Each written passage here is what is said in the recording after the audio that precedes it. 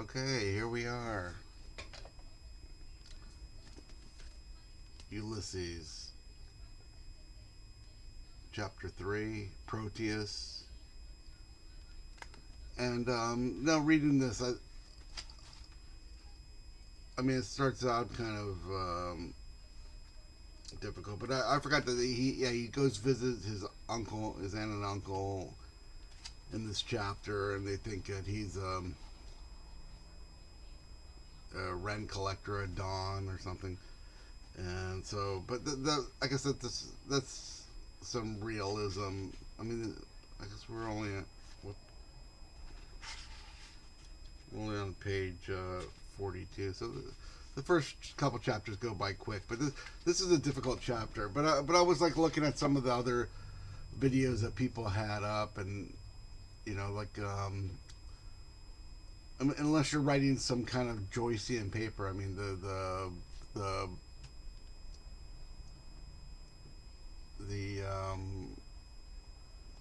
Odyssey, the Greek parallels, they're not really that important. We're just kind of reading this book, trying to understand what's going on, where we are, just the characters, and a lot of people that have videos up on YouTube, like they just kind of, I mean, they find this a difficult book, but I mean, who said writing should be easy?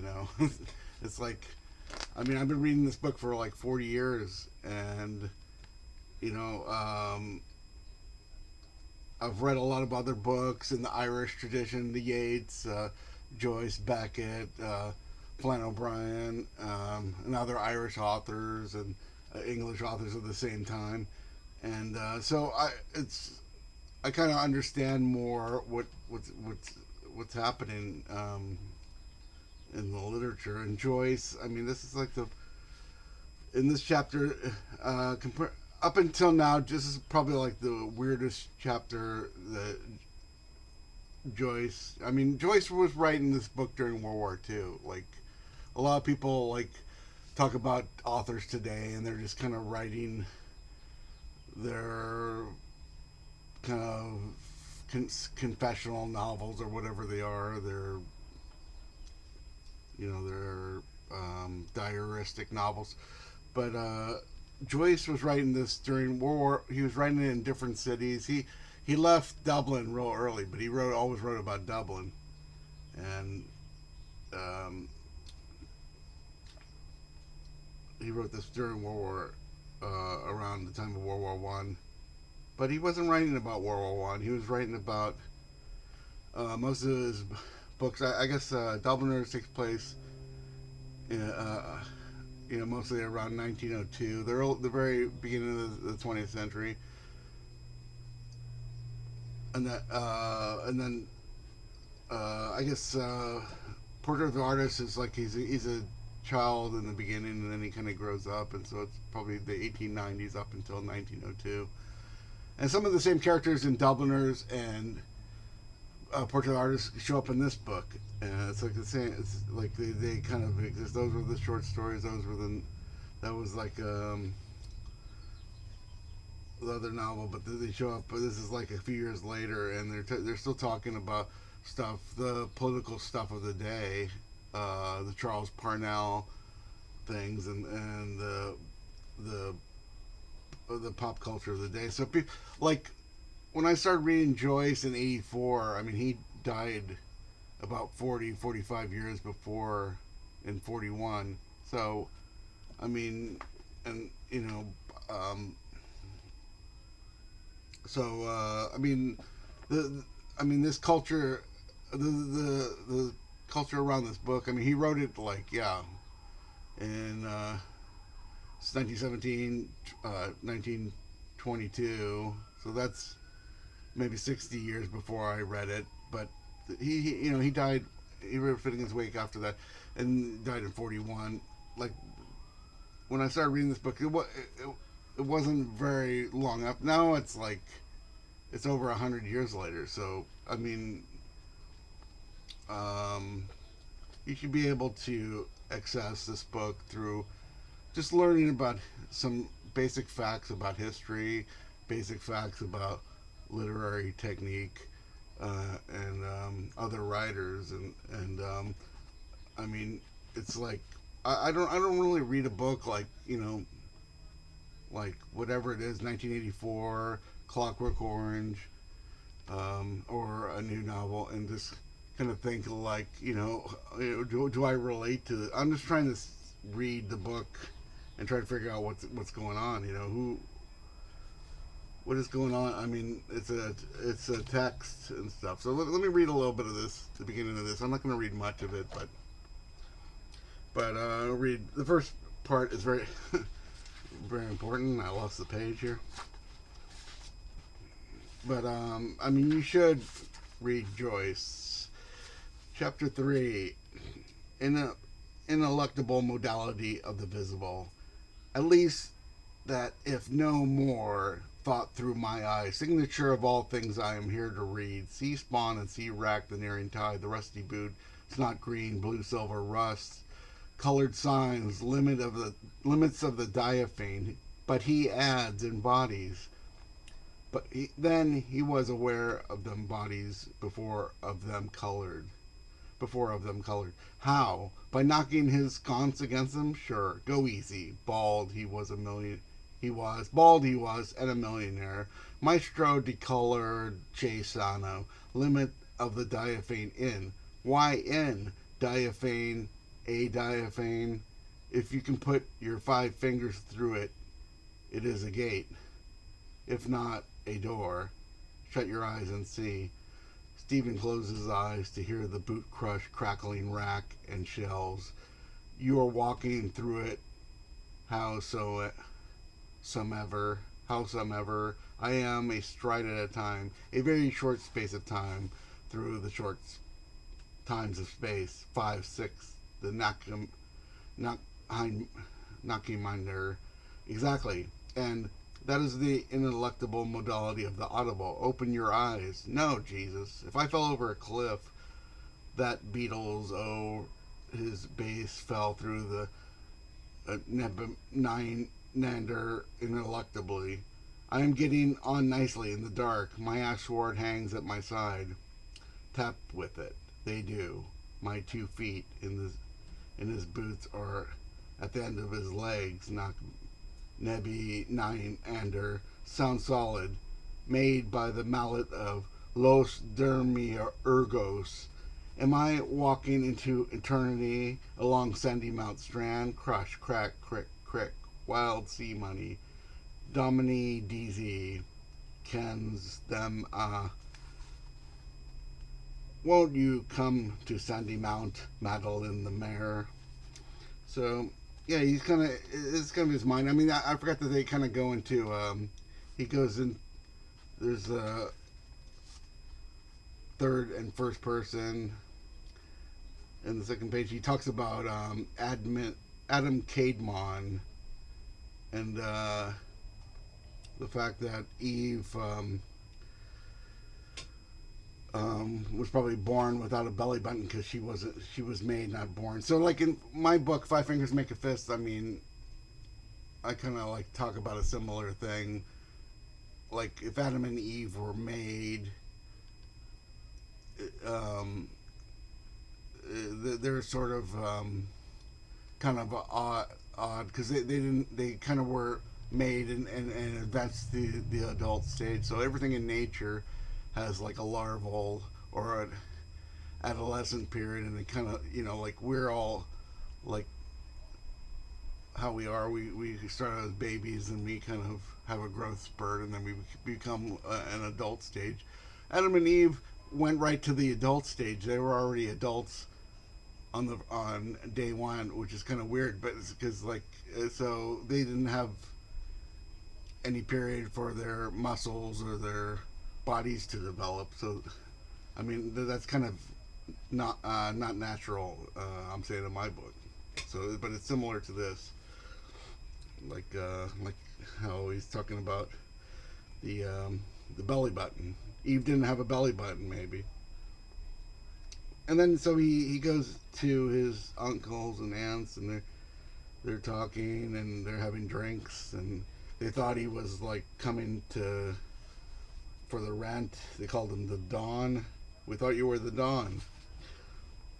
So there's a little bit of, I mean, there's a little bit of real, there's kind of, like in other chapters, there's a conversation between Buck Mulligan and Stephen, and Haynes is the third person. Then the second one, there's a big conversation with Mr. Deasy. Here we have a conversation with his uncle Richie. And oh yeah, I forgot to mention, like, Buck Mulligan is sort of based on the guy Oliver St. John Gogarty, which I think I have his book still. I read his book, and he's a real person. And then he's kind of thinking about going to Paris and Mulligan again.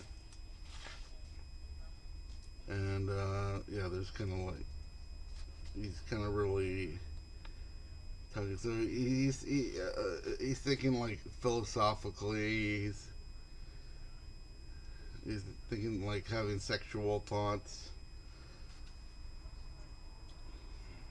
And there's like a lot of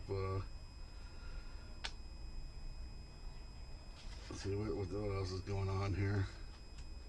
Cassiopeia. So yeah, then he kind of goes off into the rocks, and then he kind of ends. He kind of picks his nose, and he has a handkerchief, and he's just like looking out at the ocean at the end of this, and no more turns out. And then like yeah, Yeats is quoted back here. Yeah, like that's the other thing. There's a lot of talk about Joyce was very. He wrote about Ireland, but he most of the time he was in Europe and Zurich and Paris most of his life. But he wasn't like a lot. There was an Irish movement. I think Yeats was maybe involved in it, where they wanted, because like at this time Ireland is still under British rule, so there was a movement for Irish to rule their own country and to speak Irish. But Joyce, even though he wrote about Ireland, he didn't want to. I mean, he wasn't like oh yeah, then yeah, there's a mention of, yeah, he didn't he wasn't part of this Irish back to speaking Irish movement. And then so yeah, and there's a lot of jokes.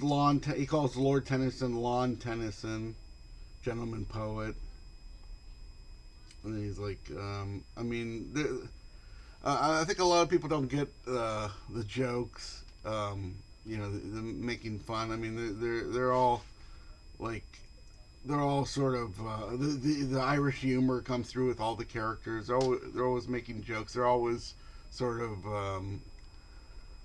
being sarcastic, and they're drinking and everything. And let me go back to the thing here. So we can kind of wrap it up here. So this chapter, Stephen walks on a beach, contemplating the difference between the material world as it exists, as it's registered by his eyes. Stephen closes his eyes and lets his hearing take over. Rhythms emerge. And then he notices two midwives, Mrs. Florence McCabe, and then he imagines that she has like a fetus in her bag, and the umbilical cord is like a telephone line running all the. And then he's like gonna call back to Edenville, and then he talks about Eve's stomach. He considers woman's original sin and his own conception. Stephen contrasts his own conception with that of Christ. According to the Nicene Creed, a part of the Catholic Mass, Christ was begotten, not made, meaning that he is a part of the same essence as God the Father and was not made by God the Father out of nothing. Stephen, in contrast, was made, not begotten, in that though he has a biological parents, his soul was created out of nothing and bears no relationship with his father. and they're, so he's a heretic. And then oh yeah, he has there's the Deezy's letter. He's gonna take it to the newspaper. He must meet. Remember his Buck. He has to meet him at the pub at 12:30. He considers turning off the beach to visit his aunt Sarah. He imagines his father mocking reaction to such a visit. His father is disgusted by his brother-in-law Richie, who is Sarah's husband. Stephen imagines the scene if he were to meet, if he were to visit.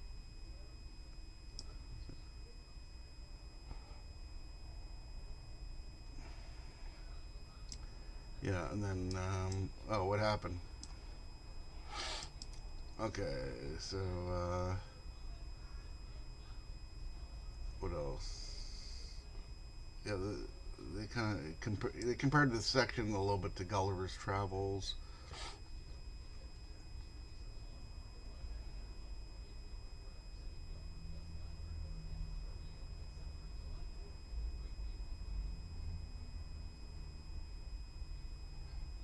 Okay, and then yeah, well, this is a big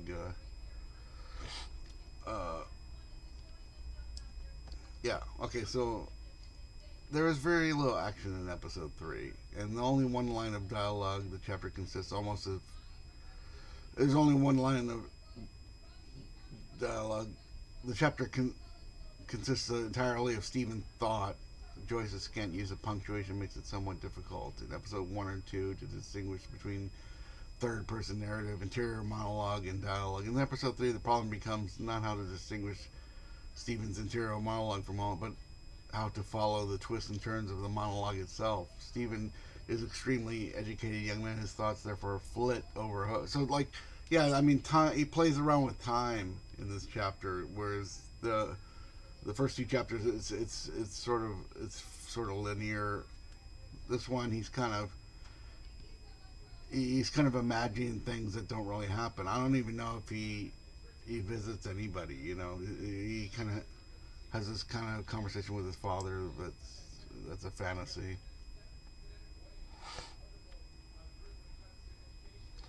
Yeah, this Stephen of Ulysses is chastened by his untriumphant return to Ireland and has become to learn the error of his ways. So, like at the end of Portrait of the Artist, he's like, wants to flee Ireland in this heroic, like, and then when he comes back, he's just, he's just a teacher. He's barely making it. He's broke.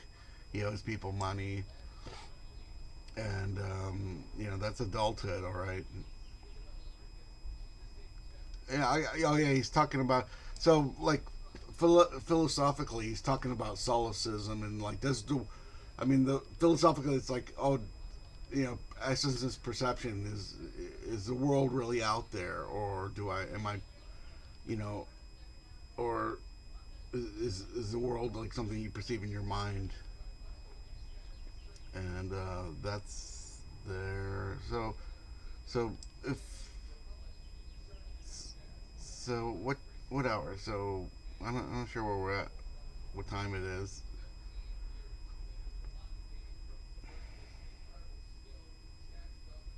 Okay. Let's see. Well, I kind of rambled kind of long, but so that's the end of chapter 3. It's worth a reread. And like I said again, let me just repeat some things. Like when I first read this book, I didn't. I mean, besides the meeting at the house with his, and I didn't really understand what was going on in chapter 3. So maybe it was, I kind of read it a couple times and then I kind of understood more. And there's probably in this chapter there's probably things that kind of recur later. So you got to remember, what they're thinking about. What is this? Oh, and and a lot of people, when they're talking about Joyce, I mean, they're just kind of and Ulysses, they're just kind of considering it like any other writer. Like, it's like, oh, entertainment. What is relevant to Joyce? That's, like, when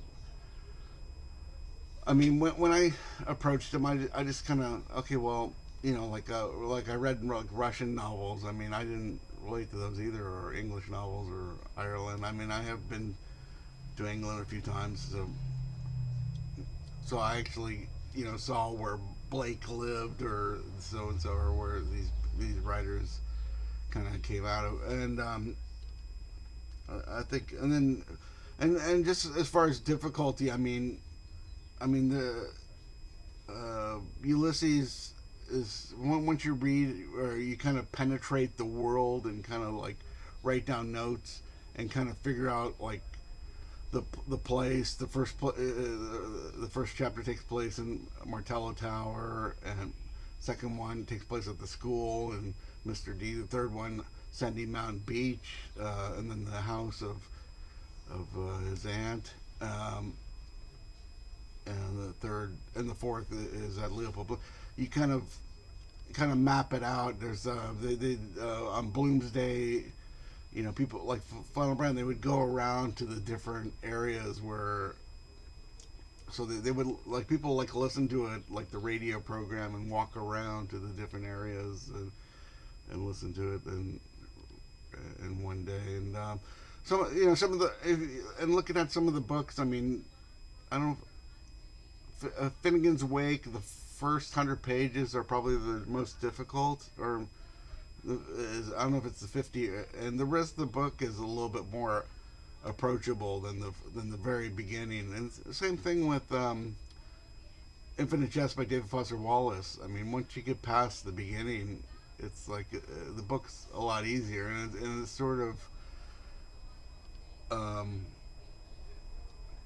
I mean, even if it's kind of like, I think I forgot the time thing, but it's like the first part takes place after the rest of the book, so it's kind of like this weird thing. And yeah, and I think Gravity's Rainbow, it's the same thing. It's the very first part is the most difficult, but once you get past it, you kind of like just you just like enjoy the book. And so like, um,